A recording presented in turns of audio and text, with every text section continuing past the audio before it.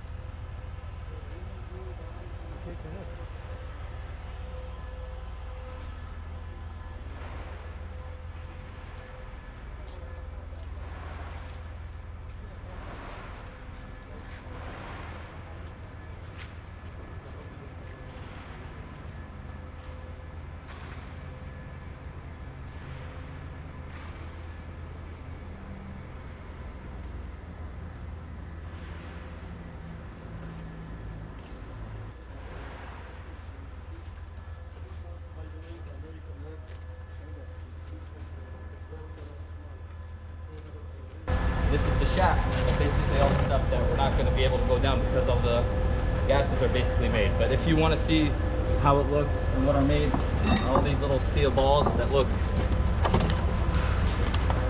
if you look at it from the outside, they look fine. But if you look at the end of it, this is how the Americans and how we understand it. This is an ordnance that's basically shot towards against the people. Are these mortar? I think they're bigger than mortars. They're like the top of a missile. I'm not sure what it is. Let's see which one it is. What? It's called, mortar shell. You could even, it's a mortar shell. It's a big one. I think it's a 120 millimeter. But did they manufacture that here? No, this is an American one. Right. Made by the U.S. Yeah. So they take this, they basically copy it. They take a steel frame, they make it into it, and that's how they make it. I want to...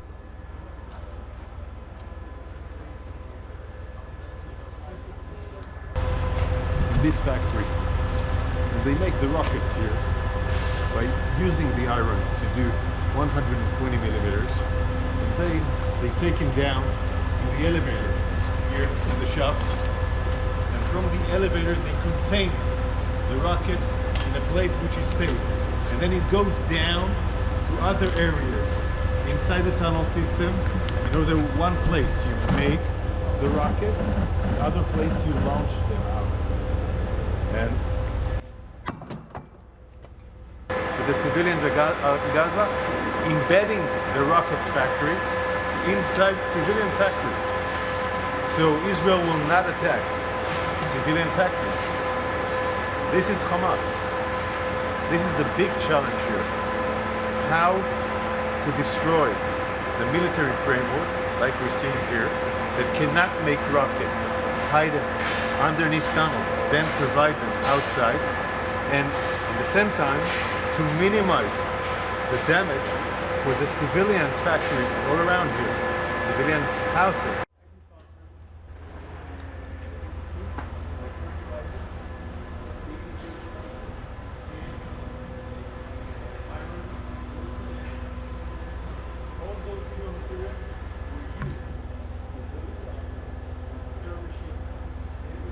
So we've been seeing two stations, 2 kilometers on the same road, tunnels being dug from both sides of the roads, using the road as a main hideout.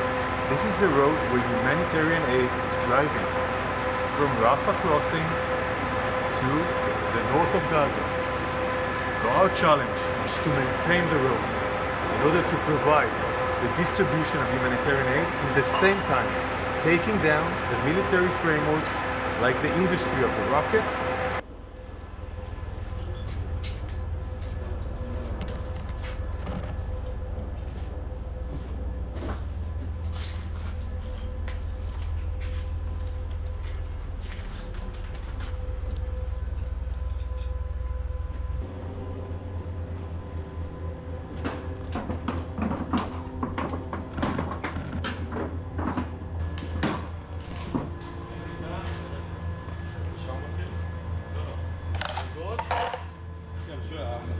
We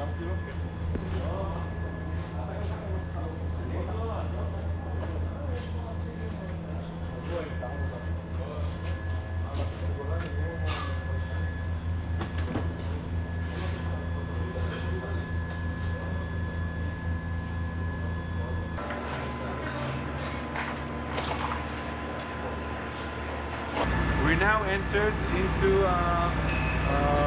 an industry factory that created the rockets, the long-range rockets. These are the 100 kilometers rockets that were being built here and then being tunneled down with elevators to a big tunnel that is designed especially for those cages of rockets.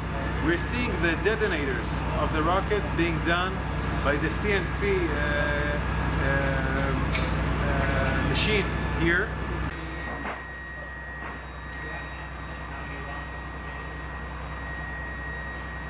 They are made from iron, they're made from dual systems, dual materials that Israel provide for the Palestinians through the passing. Those materials were meant to go for agriculture, for fertilizer, for agriculture. Those CNC machines were meant to be for housing, for hospitals. The cement was meant to help building houses. Instead, Hamas built the terror systems of tunnels, the rockets as a main industry, and used everything he can.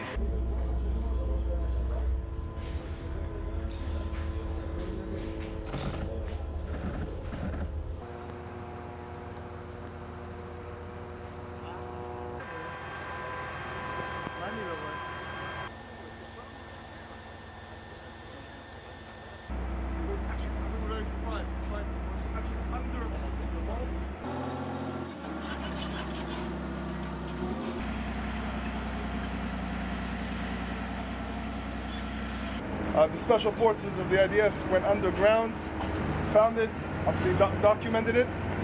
It is very dangerous to go in. Forces that went in because of the ammunition inside. It's hard to breathe in there.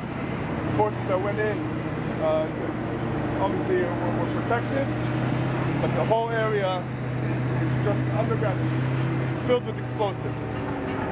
So that's the main thing that we're doing here right now.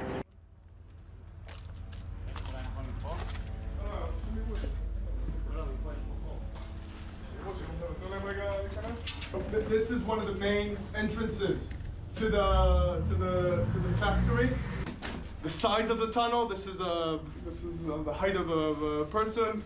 Easy to go in, relatively safe, and from here straight into the factory.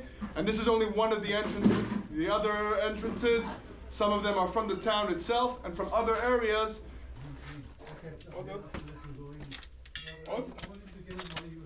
אני כבר בגובה של המנהרה פה.